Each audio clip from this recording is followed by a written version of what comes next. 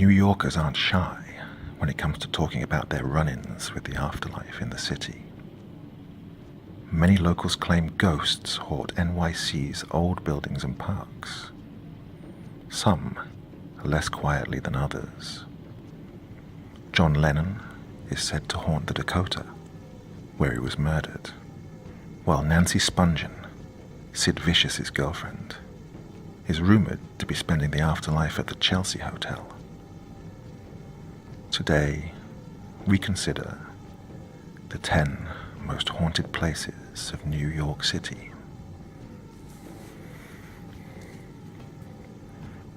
The Morris Jumel Mansion. One of the oldest houses in Manhattan, this stately Georgian mansion in Washington Heights was built by Roger Morris, a colonel in the British Army, in 1765. It served as military headquarters for both sides of the Revolution, with George Washington retreating here after the disastrous loss of the Battle of Brooklyn in 1776. In 1810, the house was bought by Stephen Jumel and his wife Eliza. After his suspicious death, she remarried in 1832 to Aaron Burr, the former vice president and the killer of Alexander Hamilton. Since the 1960s, rumors of the supernatural have persisted when a group of schoolchildren allegedly saw the ghostly visage of Eliza Jumel, who told them to quiet down before gliding away. The Dakota Building. The Dakota is renowned for its scene-stealing role in Roman Polanski's 1968 horror classic, Rosemary's Baby, and as the site of John Lennon's assassination. However, this legendary Central Park West building has a long history of supernatural encounters in its own right. Over the years, workers and residents have reported seeing a friendly little girl dressed in turn-of-the-century clothing, an adult with the face of a small boy, and even the ghost of Lennon himself.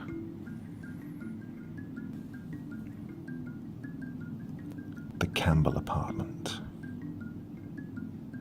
The Campbell Apartment was once the office and salon of financier John W. Campbell, who died in 1957. According to current owner Mark Grosich, employees have felt strange presences, including something pushing them from behind and bursts of cold air. And some have even reported seeing an old, fashionably dressed couple sitting and having a cocktail on the balcony when the place was completely closed. The House of Death. This beautiful townhouse has been called the most haunted building in New York City, with as many as 22 ghosts calling it home, earning 14 West 10th Street the title, The House of Death. Mark Twain lived here from 1900 to 1901 and claimed that he himself experienced supernatural incidents. Throughout the 20th century, this was the site of several gruesome incidents, including a murder-suicide and the beating to death of 6-year-old Lisa Steinberg. The spectre of Twain himself has been seen ascending the staircase on many occasions.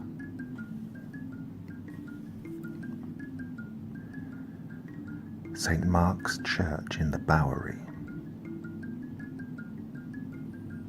St. Mark's Church in the Bowery is the second oldest church in Manhattan, splitting from Trinity Church in 1799. Built on Dutch colonial governor Peter Stuyvesant's family farm, legend has it that the cantankerous peg-legged Dutchman still haunts the area.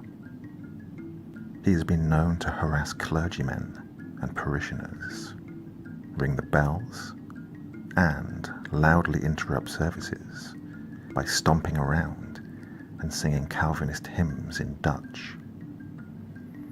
Apparently, English Episcopal hymns simply don't agree with him. The Merchant's House. While some haunted houses might try to lose their notorious reputations, the East Village's Merchant's House Museum does not. Built in 1832 and later bought by wealthy merchant Seabury Treadwell, the museum is an immaculate look into the personal, domestic lives of the 19th century cultural elite, although the ghost of Treadwell's daughter still haunts the place. The Manhattan Well. In the winter of 1800, the body of a young woman named Julie Elmer Sands was found at the bottom of the Manhattan Well at what is now 129 Spring Street. The ensuing trial was one of the great scandals of 19th century New York, with Levi Weeks accused of her murder after he reportedly impregnated and promised to marry her. Weeks retained the city's top attorneys and was acquitted, despite growing public outrage. In 1817, the Manhattan Well was filled in and built over, but it was rediscovered in 1980 and has since become a notorious destination for paranormal enthusiasts, claiming that the ghost of Julie Elmer Sands still haunts the area.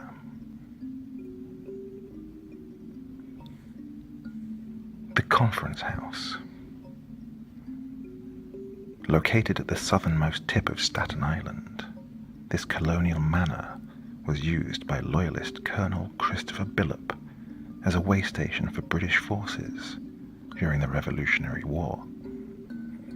It also hosted the unsuccessful Staten Island Peace Conference on September 11th, 1776, with Benjamin Franklin, John Adams, and Edward Rutledge in attendance. In 1779, Billop suspected a 15-year-old serving girl of spying for the rebels and allegedly killed her by throwing her down a flight of stairs. Supposedly, her ghost can still be heard screaming today. What's more, the area was also used as a Lenape Indian burial ground for thousands of years before European contact. The Lefferts Laidlaw House. In Wallabout, an 1840 Greek Revival home, a stone's throw away from the Brooklyn Navy Yard, there may be a sinister secret. One December evening in 1878, resident Edward F. Smith reported hearing a knock at his door, but when he went to answer, there was no one to be found. The knocking persisted, while the back doors and windows were violently rattled and banged. The unseen tormentor continued harassing Smith until he called the police. While the cops staked the area out, someone, or something, hurled a brick through the dining room window, despite the fact that multiple officers were standing right outside. 85 West 3rd Street. Now part of New York University's Furman Hall, 85 West 3rd Street was once occupied by Edgar Allen Poe for 8 months in 1844 and 1845. This was when he wrote his classic story, The Cask of Amontillado, and at least part of The Raven. Nowadays, the only part of the original residence that remains is the banister, and Poe's ghost has been seen climbing it by spooked law students.